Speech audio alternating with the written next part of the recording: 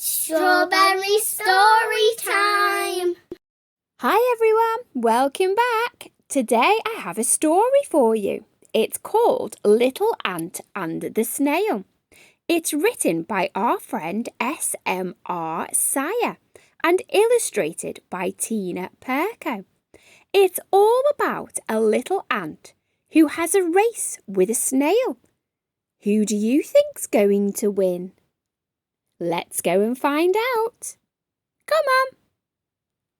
One day, Little Ant was scurrying back to the anthill with a very large crumb when he passed a snail heading in the same direction. Little Ant had never seen anything so slow, and he stopped to have a better look. "Do you always move so slowly?" Little Ant asked the snail. "You don't have to be fast to get things done," the snail replied.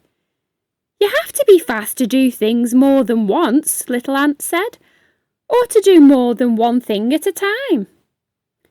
"Maybe," said the snail, "but I am content to do one thing today and to do it well, however long it takes me."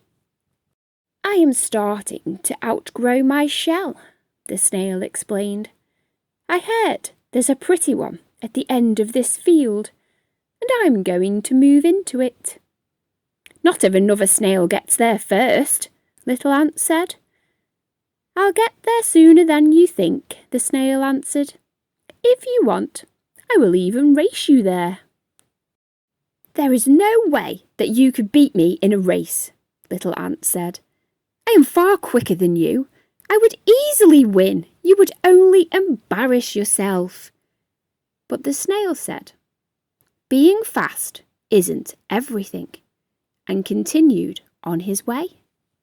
Little Ant was so irritated at the snail for not appreciating his speed that he decided he would teach the snail a lesson. "I will race you," Little Ant said. "I will race you and I will win, and then we will see how important it is to be fast." Just then a beetle walked by. Little Ant stopped him. "This snail and I are going to run a race," Little Ant said, and the beetle laughed. "Will you please fly to the end of this field and draw a finish line in the dirt? You can be the judge of who crosses the line first." The beetle agreed.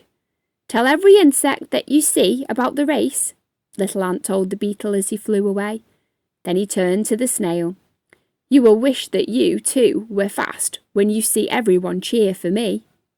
"Suit yourself," the snail said.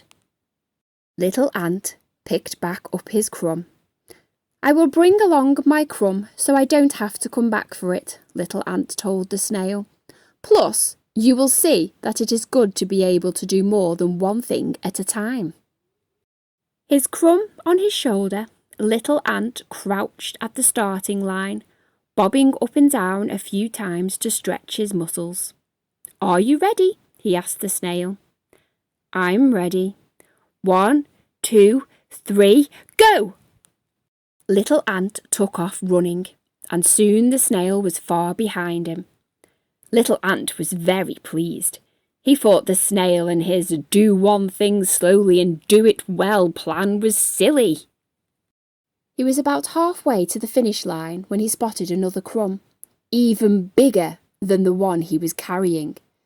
He was going to exchange his crumb for this even bigger one when he had a better idea. "I will bring back both crumbs," Little Ant decided.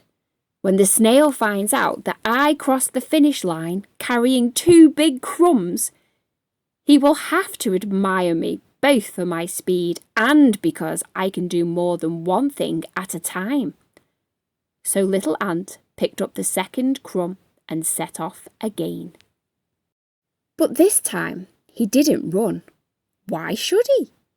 The crumbs were heavy, the day was hot, and the snail was still far, far behind him.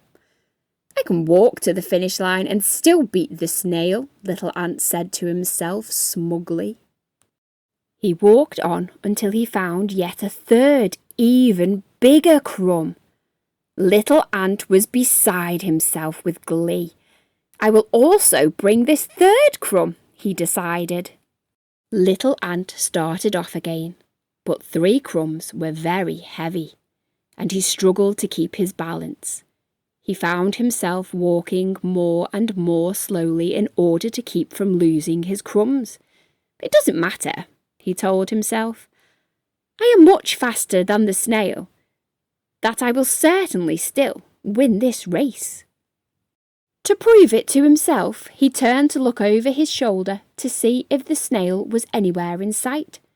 His movement caused his crumbs to get off balance, and before he knew it, all 3 of the crumbs had fallen off his back and were rolling and bouncing away from him across the field in 3 different directions.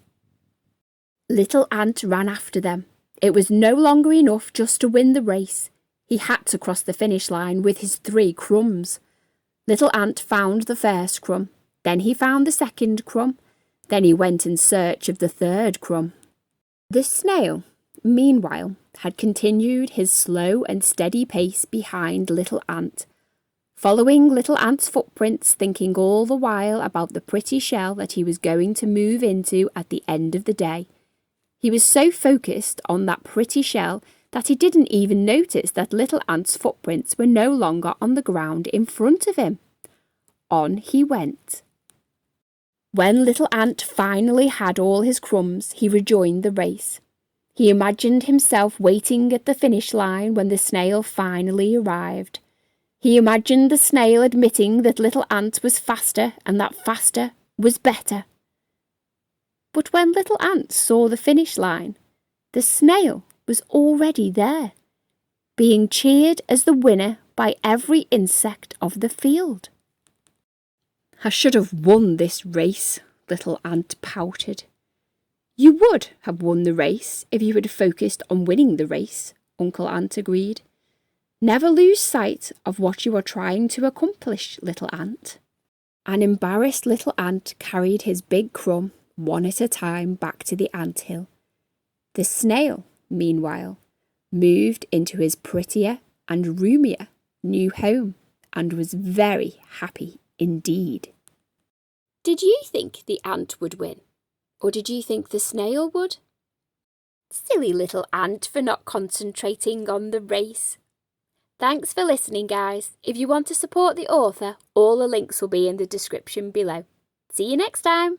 Bye!